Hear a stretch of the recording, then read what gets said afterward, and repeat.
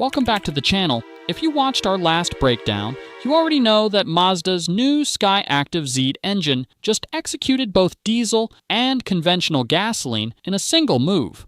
What you do not yet know, what the global auto press has spent the last several weeks deliberately refusing to connect, is that the SkyActiv-Z did not stop at 2 victims. It killed a third one, the biggest one, the one nobody dared to name out loud, Toyota, the $300 billion Japanese giant, the inventor of the modern hybrid.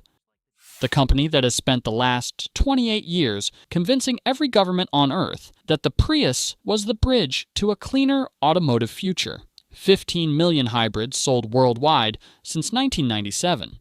11.3 million total vehicles sold in 2025 alone, a global sales record nobody else can touch. An entire planetary emissions strategy, Toyota's strategy, built on a single foundational assumption. That assumption was that gasoline engines, on their own, could never be efficient enough to meet modern climate targets, that the engine needed help, that electric motors, batteries, and planetary gear sets were not optional accessories, they were structural necessities.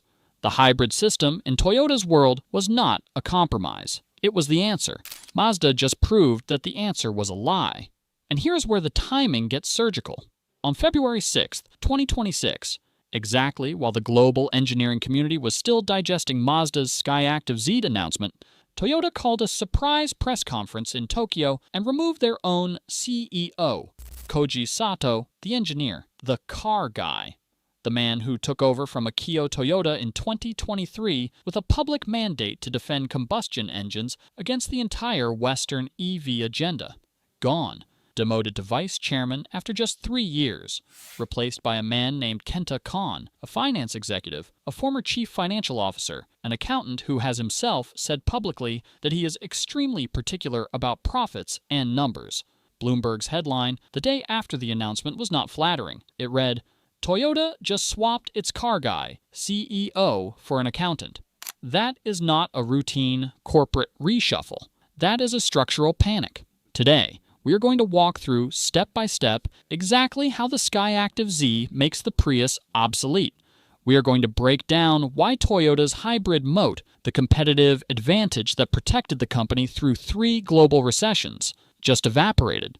We're going to examine the internal succession crisis that began in 2023 and accelerated in February 2026. And we are going to look at the panic moves Toyota is now making.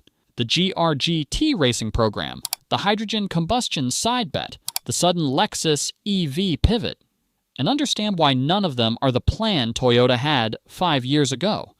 By the end of this video, you will understand why the most successful automaker in the world is now the most exposed automaker in the world, and why the next decade of the global auto industry is going to be defined by Toyota's response to an engine they did not see coming. Let's get into it. To understand why a CEO change in February 2026 is actually a structural surrender, you first have to understand what Toyota was, and what Akio Toyoda spent 15 years personally building. The Prius launched in 1997, the world's first mass-produced hybrid passenger car. At the time, it was a curiosity, a small, slow, ugly sedan from a Japanese company that was already known for reliable but boring transportation. Western auto journalists openly mocked it. Detroit ignored it. European manufacturers dismissed it as a Japanese eccentricity that would never scale. Then it scaled. By 2010, Toyota had sold 3 million hybrids. By 2017, 10 million. By 2020, 15 million. And critically, by 2025, hybrids accounted for nearly 40% of Toyota's entire global volume. The Prius was no longer the product. The Prius was the proof of concept. The actual product was hybrid synergy drive, the planetary gear power split transaxle architecture that Toyota licensed, refined, and embedded into the RAV4 hybrid, the Camry hybrid, the Highlander hybrid, the entire Lexus lineup, and eventually the Tacoma pickup. Toyota became, by an enormous margin, the most successful hybrid manufacturer in human history. 15 million units, hundreds of billions of dollars in cumulative revenue. a global emissions strategy that allowed Toyota to meet European, American, and Japanese regulations without ever betting on pure electric vehicles the way Tesla, BYD, or Volkswagen did. And behind that strategy was one man, Akio Toyoda, grandson of the company's founder, CEO, from 2009 to 2023, the most outspoken defender of internal combustion in the entire global auto industry. The executive who stood on stage at the Japan Mobility Show looked into the cameras and told the world that battery electric vehicles would never exceed 30% of the global market. The man who personally rejected Tesla's playbook, the man who built the multi-pathway strategy, hybrid, plug-in hybrid, hydrogen, and battery electric, as Toyota's deliberate refusal to bet on one technology. For 15 years, Akio Toyoda was right. The hybrid strategy printed money. The combustion engine survived. Toyota's stock hit record highs in 2023, 2024, and 2025. Western automakers who pivoted hard to all-electric, Ford, GM, Volkswagen, Mercedes, all walked back their commitments after losing billions on EV programs that did not scale. And then Mazda announced the SkyActiv-Z. Here's the part that nobody at Toyota's headquarters in Aichi Prefecture wants to discuss on camera.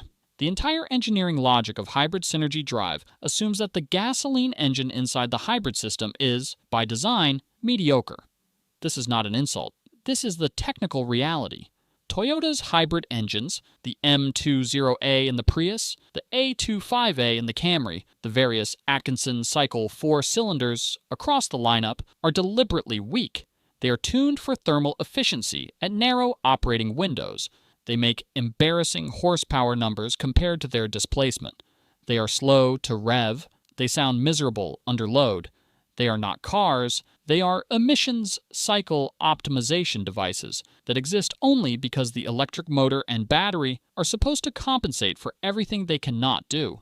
This was acceptable. This was, in fact, the point. Because Toyota's competitive argument was simple. Yes, our gasoline engines alone are mediocre, but the system, the engine plus the planetary gear set plus the electric motor plus the nickel metal hydride or lithium-ion battery, delivers fuel economy that no pure combustion competitor can match.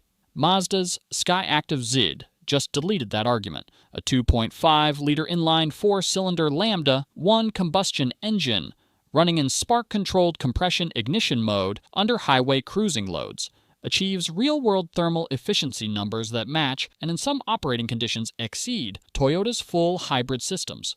No battery, no motor, no planetary gear set, no regenerative braking, no 150 kilograms of dead weight bolted to the chassis, no high-voltage cooling loop, no traction battery degradation curve. None of it.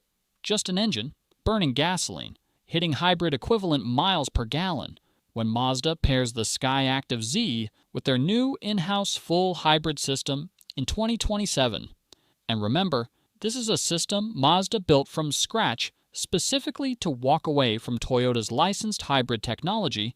The resulting powertrain will likely outperform every Toyota hybrid currently in production, because Mazda's hybrid system is now bolted to an engine that was already operating at the theoretical maximum of combustion efficiency before the electric motor was added. Toyota's hybrid system is bolted to engines that were deliberately compromised on the assumption that the electric motor would do the heavy lifting. The math is brutal. Toyota has spent 28 years and tens of billions of dollars perfecting the world's best hybrid system around the world's most compromised engines. Mazda has spent 13 years building the world's best engine and is now adding a hybrid system on top of it.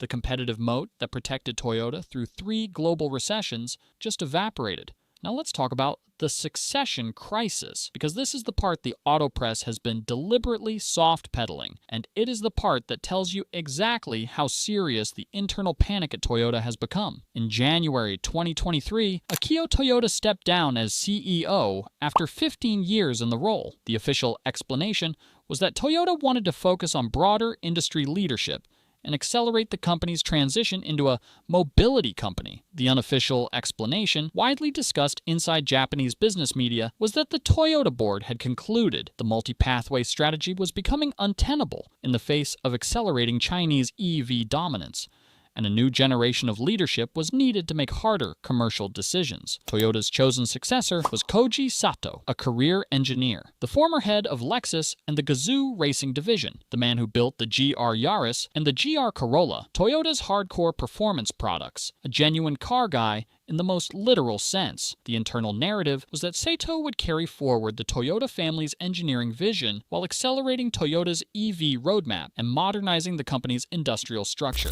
Sato lasted 3 years. On February 6, 2026, Toyota announced, without prior signaling, without industry warning, in a press conference timed to the company's third quarter financial briefing, that Koji Sato was being removed as president and CEO. Effective April 1st, 2026, Sato would assume the title of vice chairman and a newly invented role called chief industry officer. His replacement was Kenta Kon, Toyota's chief financial officer since 2023, a man who joined the company in 1991, an executive whose entire career has been built on cost control, capital discipline, and break-even production optimization. In his first public press briefing as the incoming CEO, Kon described the leadership change using a sports metaphor. He said Sato was becoming captain of the national team, while he, Kon, would be the club captain. This is a Japanese way of softening what actually happened. Sato was kicked upstairs to a role with no direct operational authority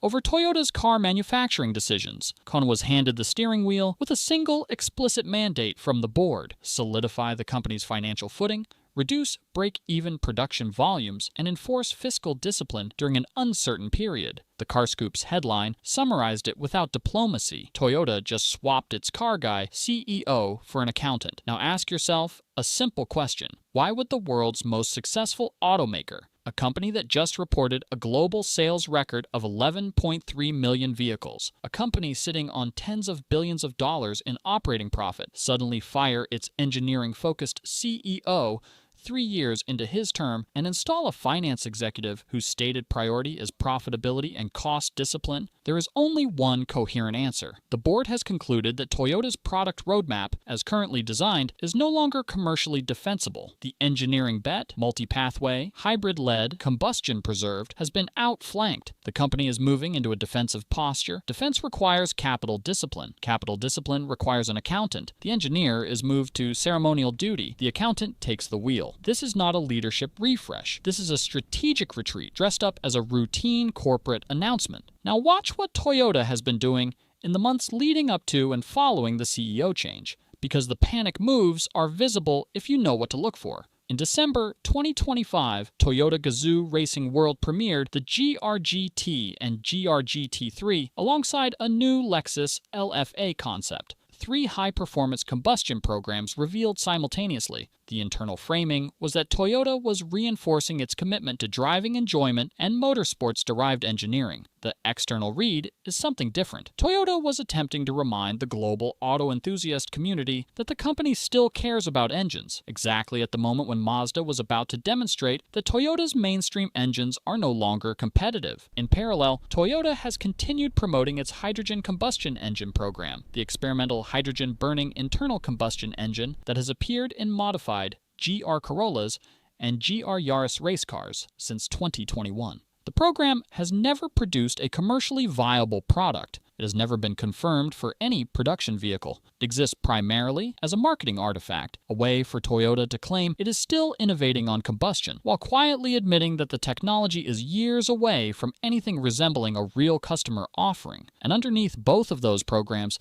Toyota has accelerated its battery electric vehicle commitments. The company that spent a decade publicly arguing that EVs would never dominate is now planning to roll out 30 all-electric models globally by 2030.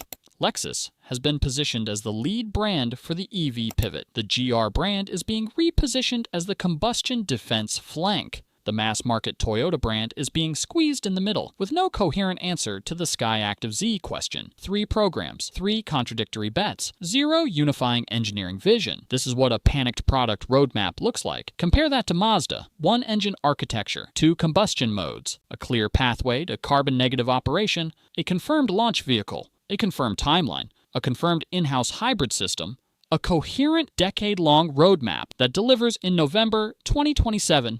Mazda has a strategy. Toyota has a portfolio of defensive bets. none of which solve the fundamental problem that the SkyActiv-Z just created. Now here comes the part that should genuinely worry anyone holding Toyota stock or any of its supply chain dependents. Mazda just walked away from Toyota's hybrid ecosystem. For the better part of a decade, Mazda has been licensing Toyota's hybrid technology for use in its own vehicles, most visibly in the CX-50 hybrid sold in North America. The arrangement was that Mazda lacked the in-house capability to develop a full hybrid system on its own, so it would pay Toyota for access to the hybrid synergy drive architecture. In exchange, Toyota maintained influence over Mazda's powertrain decisions and absorbed Mazda into its broader alliance structure alongside Subaru and several other smaller Japanese manufacturers.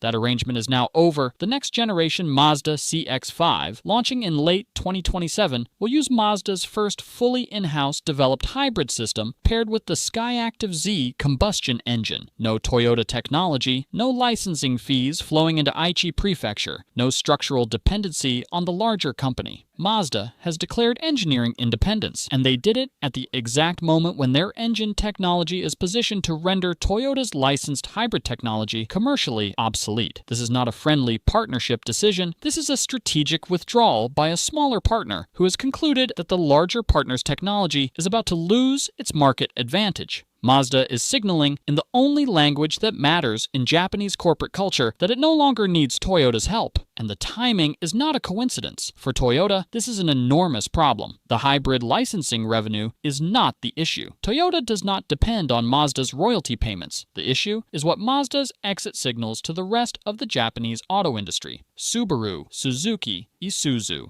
Daihatsu. All of these smaller manufacturers have historical alliance ties to Toyota. All of them are now watching Mazda walk away and asking themselves whether their own dependency on Toyota's hybrid technology has just become a structural liability. If even one more major partner exits, the alliance structure that Toyota built over 15 years begins to fracture. Let's zoom out and look at the historical context, because what is happening here is bigger than one engine launch and bigger than one CEO change. For 50 years, the global auto industry has been organized around a handful of dominant technological and corporate paradigms: American mass production, German precision engineering, Japanese reliability, Korean value scaling, Chinese state-coordinated EV manufacturing. Within Japan specifically, the hierarchy has been clear since the 1980s. Toyota at the top, Honda and Nissan as the major challengers, Mazda, Subaru, and Suzuki as smaller specialty players orbiting the giants. That hierarchy is now in motion. Mazda has just delivered the most significant combustion engine breakthrough in 3 decades. From a position of being the smallest mainstream Japanese automaker, Toyota has just removed its second CEO in 3 years and installed a finance executive whose mandate is fiscal damage control. The technological initiative inside the Japanese auto industry has structurally shifted away from Aichi and toward Hiroshima. This does not mean Toyota collapses. Toyota will not collapse. The company has too much capital, too much manufacturing footprint, too much brand strength, and too many functioning product lines to fail in any conventional sense. 11.3 million vehicles a year does not evaporate overnight. But the Toyota of the next decade will not be the Toyota of the last 25 years. The Toyota that dominated the global emissions conversation, that dictated the pace of automotive electrification, that personally embodied the multi-pathway philosophy through Akio Toyoda's leadership. That Toyota is structurally over. What replaces it will be a more defensive, more financially disciplined, more reactive company. A Toyota run by an accountant, fighting on 3 fronts simultaneously, trying to absorb a body blow from a competitor a fraction of its size. That is not a death sentence, but it is a transformation that the company did not choose. It is a transformation that was imposed on Toyota by an engine that Mazda spent 13 years quietly developing while everyone else was watching China. Now let me address the honest counter-argument, because I owe you the same intellectual rigor we applied in the SkyActiv-Z breakdown. Toyota's defenders will say, and many of them are saying right now in financial press coverage, that the company's 11.3 million unit sales record proves the hybrid strategy is still working. They will say that nearly 40% hybrid penetration in Toyota's global volume demonstrates ongoing customer demand. They will point to record operating profit, record North American sales, record European volume. They will argue that Mazda is a niche player whose engineering announcements do not threaten Toyota's mass market dominance. All of that is true, and all of it misses the point. Toyota's current sales success is a reflection of decisions made 5 and 10 years ago. Product cycles, manufacturing investments, dealer network depth, brand trust accumulated over decades. Sales results in 2025 and 2026 do not tell you whether Toyota's 2030 and 2035 product roadmap is competitive. They tell you whether the past worked. Of course, the past worked. The question is whether the future works, and the future depends on whether Toyota's mass-market hybrid engines can continue to meet emissions standards, deliver fuel economy advantages over pure combustion competitors, and justify the capital costs of the hybrid system architecture itself. The SkyActiv-Z challenges all three of those assumptions simultaneously. If Mazda's engine delivers what its specifications claim, Toyota's hybrid system becomes a more expensive, more complex, heavier path to the same fuel economy outcome. That is not a sales problem in 2026. That is an existential product strategy problem in 2030. The CEO change is the leading indicator. The board is signaling, through the only mechanism it has, that the existing roadmap is no longer trusted to deliver on its commercial promises. An accountant has been installed because an engineer's roadmap has been quietly rejected. Take Toyota's track record into account. Be appropriately skeptical of any narrative that the company is in immediate crisis. Toyota has survived oil shocks, financial crises, the Lehman collapse, the 2011 tsunami, the 2020 pandemic, the chip shortage, and the global tariff war. It will survive Mazda's engine announcement, but surviving and dominating are not the same thing. Toyota has dominated the global auto industry for a generation. The conditions that produced that domination just changed. The strategy is being rewritten in real time, and the man rewriting it, Kenta Kon, has openly stated that his priorities are profitability and capital discipline, not engineering leadership, not technological vision, not multi-pathway expansion. The era of Toyota as the engineering benchmark of the global auto industry just ended. What comes next is something more cautious, more defensive, and more uncertain. So here is where we land. 28 years of Prius domination challenged. 15 million hybrids sold worldwide, repositioned suddenly as a transitional technology that may not survive its own successor. The most successful automotive product roadmap in modern history, destabilized by a single engine announcement from a company that builds fewer cars in a year than Toyota builds in a month. Akio Toyota's multi-pathway vision, defended publicly for 15 years, executed through 3 CEO transitions, embedded in the corporate culture of the world's largest automaker, now sitting in the chairman's office, while a finance executive takes over operational control of the company's manufacturing decisions. Koji Sato, the engineer who was supposed to carry forward the engineering vision, removed from operational power 3 years into a tenure that was originally projected to last a decade. Kenta Kon, an accountant, installed as the man who will decide which Toyota product programs survive the next round of capital allocation reviews. And every product manager inside Toyota, from the Prius team to the Hilux team to the Lexus team to the GR division, now reports, ultimately, to a CEO whose career has been defined by counting yen, not engineering them. This is what defeat looks like at the scale of the world's largest automaker. It does not look like bankruptcy. It does not look like factory closures. It looks like a press conference in Tokyo on February 6, 2026, where a car guy is quietly replaced by a numbers guy, and the entire global auto press chooses to describe it as a routine succession instead of what it actually is. The formal end of Toyota's engineering-led era. Mazda did not just kill diesel. Mazda did not just kill traditional gasoline. Mazda has just structurally ended the dominance of the company that defined the global hybrid era. And the response from Toyota, 3 contradictory technology bets, 1 finance-led leadership change, 0 coherent counter-strategy, confirms that the company itself understands the magnitude of what just happened. 11.3 million vehicles a year, $300 billion in market capitalization, 28 years of hybrid leadership. All of it now defending against an engine that nobody at Toyota saw coming. The next decade of the global auto industry is going to be defined by Toyota's response, and right now, Toyota does not have one. I want to hear from you in the comments. Was the February 2026 CEO change a routine corporate refresh, or the visible surface of an internal panic that the company will not admit publicly? Will Kenta Kon's finance-led approach save Toyota, or accelerate its product roadmap collapse? Drop your honest read below. If this forensic breakdown of Toyota's structural retreat gave you the strategic context the mainstream auto press refused to connect, smash that like button. Subscribe to the channel for more uncompromising technical and corporate analysis of the engineering wars reshaping the global auto industry. I will see you in the next one.